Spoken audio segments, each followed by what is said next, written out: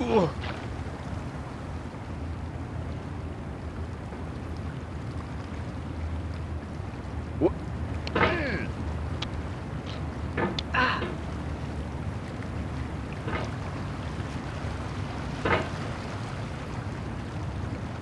There's no feeling more intense than starting over.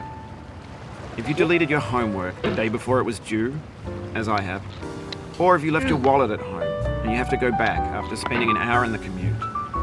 If you won some money at the casino and then put all your winnings on red but it came up black. If you got your best shirt dry cleaned before a wedding and then immediately dropped food on it. If you won an argument with a friend and then later discovered that they just returned to their original view. Starting over is harder than starting up. If you're not ready for that, like if you've already had a bad day, then what you're about to go through might be too much. Feel free to go away and come back. I'll be here. Alright, thanks for coming with me on this trip. I'll understand if you have to take a break at any point. Just find a safe place to stop and quit the game. And don't worry, I'll save your progress, always, even your mistakes. This game is a homage to a free game that came out in 2002, titled Sexy Hiking. The author of that game was Jazzuo, a mysterious Czech designer who was known at the time as the father of B games. And B games are rough assemblages of found objects. Designers slap them together very quickly and freely, and they're often too rough and unfriendly to gain much of a following. They're built more for the joy of building them than as polished products.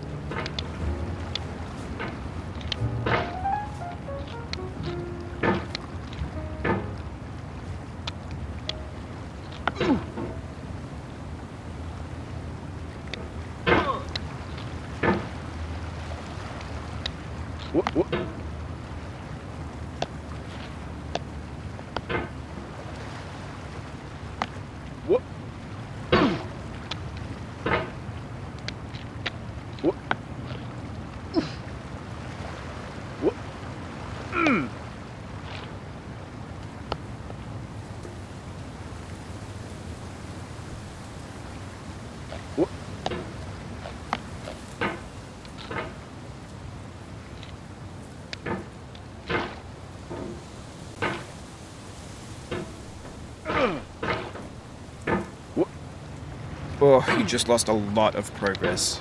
That's a deep frustration, a real punch in the gut.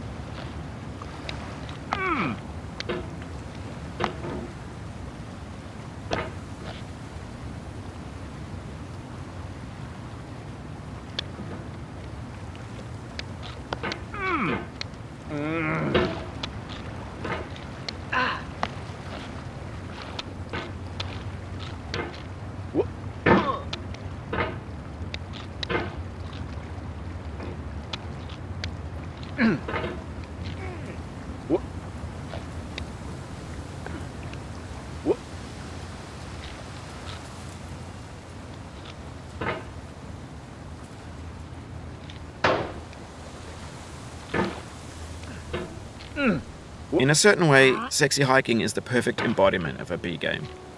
It's built almost entirely out of found and recycled parts, and it's one of the most unusual and unfriendly games of its time. In it, your task is simply to drag yourself up a mountain with a hammer. And that act of climbing, in the digital world or in real life, has certain essential properties that give the game its flavor. No amount of forward progress is guaranteed. Some cliffs are too sheer or too slippery. And the player is constantly, unremittingly in danger of falling and losing everything. Anyway, when you start Sexy Hiking, you're standing next to this dead tree that blocks the way to the entire rest of the game. It might take you an hour to get over that tree, and a lot of people never got past it. You prod and you poke at it, exploring the limits of your reach and your strength, trying to find a way up and over. And there's a sense of truth in that lack of compromise. Most obstacles in video game worlds are fake.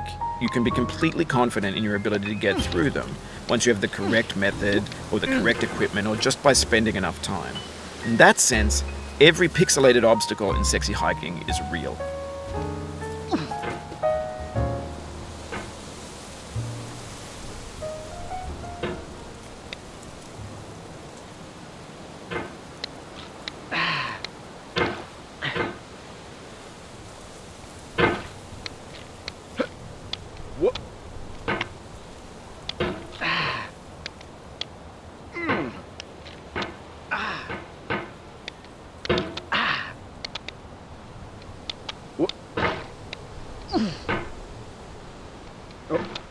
The obstacles in Sexy Hiking are unyielding, and that makes the game uniquely frustrating.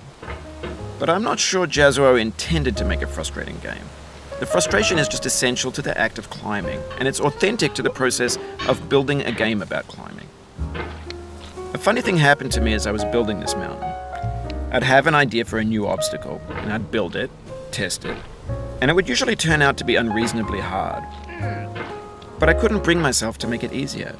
It already felt like my inability to get past a new obstacle was my fault as a player rather than as a builder.